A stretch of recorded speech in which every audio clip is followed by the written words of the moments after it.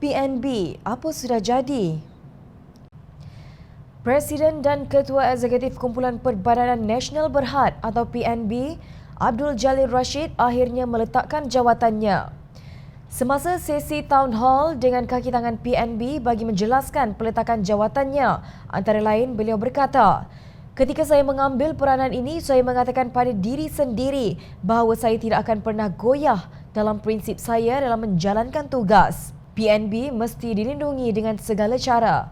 Oleh itu, saya telah memilih jalan yang sukar sendirian yang menghancurkan saya dan keluarga." Dalam ucapannya, Abdul Jalil turut mendedahkan bahawa beliau menghadapi gangguan semasa memegang jawatan sebagai CEO dan Presiden Kumpulan PNB, lapor Malaysia Kini. "Paling keterlaluan bagi saya adalah gangguan yang harus saya alami akibat panggilan dari nombor yang tidak dikenali. Akaun email korporat saya dan profil LinkedIn saya digodam." Bekas Ketua Pengarang Kumpulan Akhbar New Straits Times mendakwa pemecatan ahli profesional lantikan Kerajaan Pakatan Harapan adalah kerana dendam neokleptokrasi.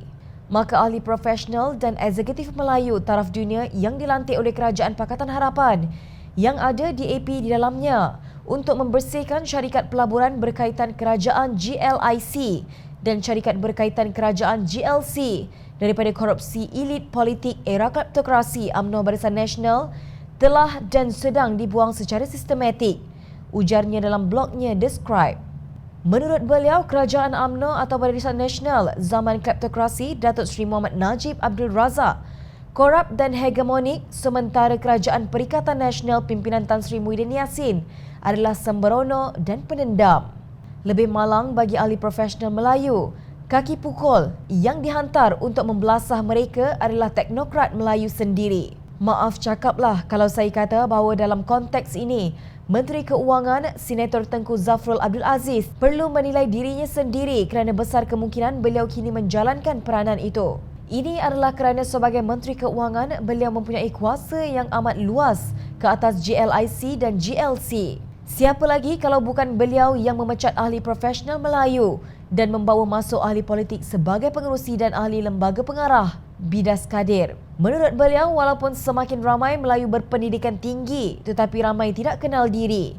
Mereka menjadi hamba kepada kejahilan dan kemiskinan, feodalisme dan kebergantungan. Akibatnya, banyak usaha murni untuk membawa kebaikan kepada bangsa Melayu dan agama Islam, khususnya dan negara.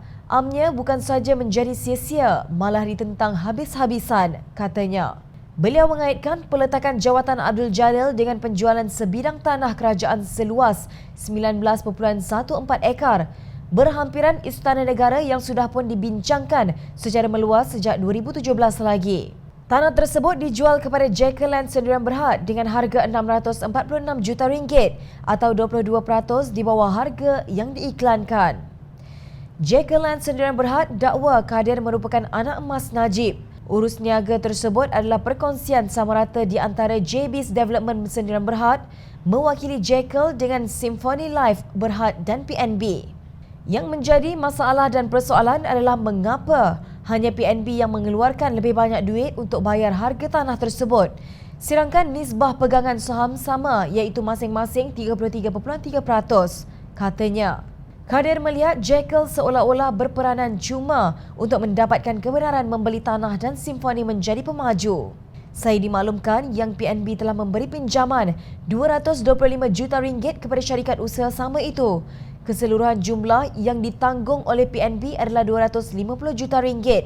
Manakala Symphony dan Jackal hanya mengeluarkan RM25 juta setiap satu.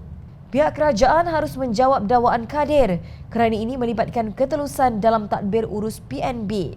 Jadilah Melayu profesional yang tidak menjadi tali barut kepada pencuri dan penyangga, iaitu Melayu yang mengamalkan nilai murni untuk melakukan kebaikan kepada negara dan rakyat jelata. Makcik Kiah dan Pak Mat mungkin tidak kisah siapa Presiden dan Ketua Eksekutif Kumpulan PNB. Tetapi ingatlah Makcik Kiah dan Pak Mat, hanya jika Melayu menjadi hamba Allah budiman yang memiliki budi dan iman, barulah anda boleh mendabik dada. Takkan Melayu hilang di dunia.